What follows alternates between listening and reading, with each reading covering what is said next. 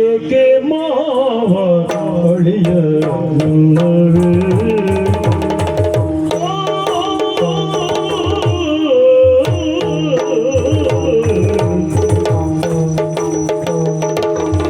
ಮಲಿತು ನಿಲ್ಲುವೆ ಏಕೆ ಮಾವ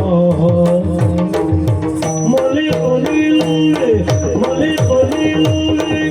ಏಕೆ ಮಾವ ಅಳಿಯ ನಲ್ಲವೇ ಅಳಿಯ ನಲ್ಲವೇ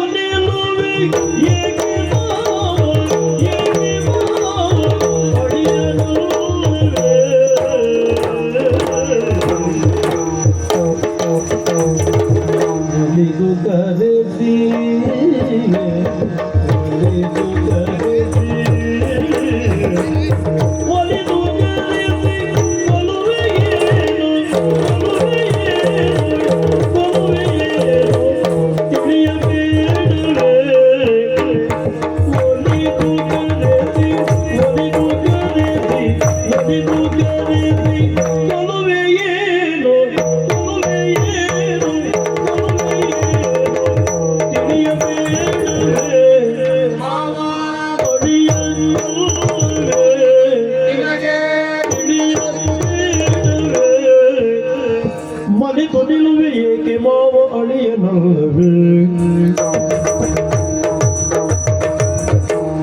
ಒಲಿದು ಧರಿಸಿಕೊಳ್ಳುವೆ ಏನು ತಿಳಿಯಬೇಡವೇ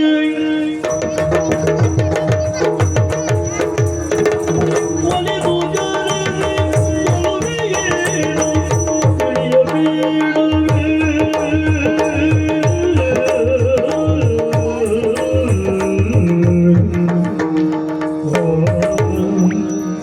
Oh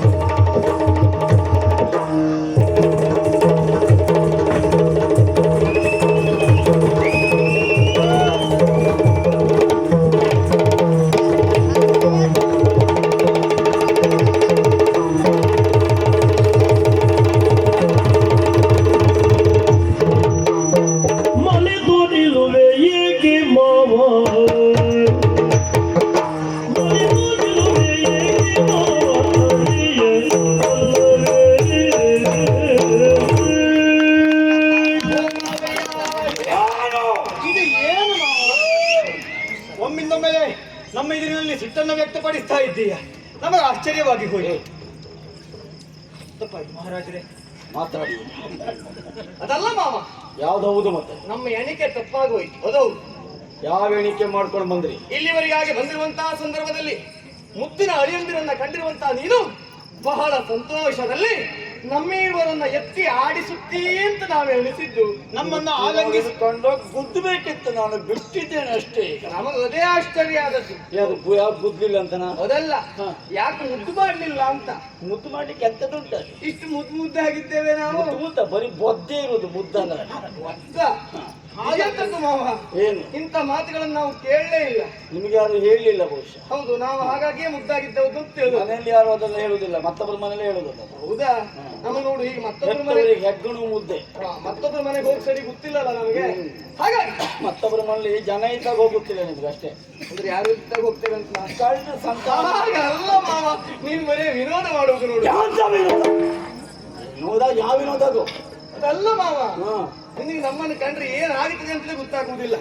ಇಲ್ಲಿಯವರೆಗಾಗಿ ಬಿಲ್ಲ ಹಬ್ಬಕ್ಕೆ ಅಳಿಯಂದಿರು ಬರಬೇಕು ಎಂಬ ಹಾಗೆ ಕರೆಸಿಕೊಂಡವ ನೀನೆ. ಕರೆಸಿದ ನೀನೇ ಈ ಹೊತ್ತು ನಮ್ಮನ್ನು ಕೊಲ್ಲಬೇಕು ಎಂಬ ಹಾಗೆ ಇಷ್ಟು ದೊಡ್ಡ ಕೊಂಡು ಬಿಟ್ಕೊಂಡು ಹಾಗೆಲ್ಲ ಕೊಂಡು ಕೆಂಪು ಮಾಡ್ಕೊಂಡು ಬಂದ್ರೆ ನಮ್ಗೆ ಅದಲ್ಲ ಮಾವ. ಏನು ಹೀಗೆ ಕರೆಸಿರುವಂತಹ ನೀನೇ ನಮ್ಮನ್ನು ಕೊಲ್ಲಬೇಕು ಎಂಬ ಹಾಗೆ ಯೋಚಿಸುತ್ತಾ ಇದ್ದೀಯಲ್ಲ, ಇದು ಯಾಕೆ ಅಂತ ನಮಗೆ ಅರ್ಥ ಆಗ್ಲಿಲ್ಲ ಮಾವ.